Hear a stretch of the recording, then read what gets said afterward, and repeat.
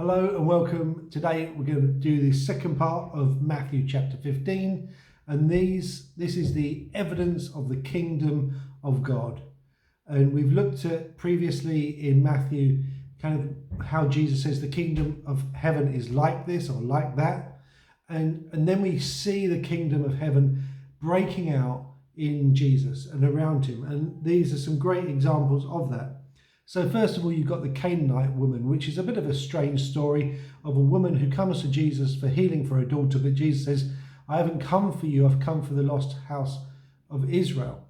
But yet she says, but even the dogs get the crumbs. And again, if we think about the kingdom of God is about the small things. And this woman, what she recognized, that even the crumbs off the table were more than enough to transform the life of her daughter. And so we see the kingdom breaking out in healing, and it's just a small thing that can be done that will bring transformation in her life. And again, Jesus then healing many, and then we see the second kind of account of the feeding. And now we saw the feeding of the 5,000, and now we see the feeding of the 4,000. And again, it's a similar kind of story, but it just shows this emphasis where Jesus is saying, okay, there's a great need before us. We've got all these people. Jesus had compassion on them. We've got this great need before us. What do we have? And the disciples said, he said, there's not enough bread. What do you have? He says, 7 loaves and a few small fish. What is this to feed so many?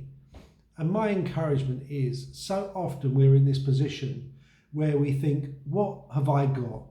What can this small thing do to impact so many? What can my offering be?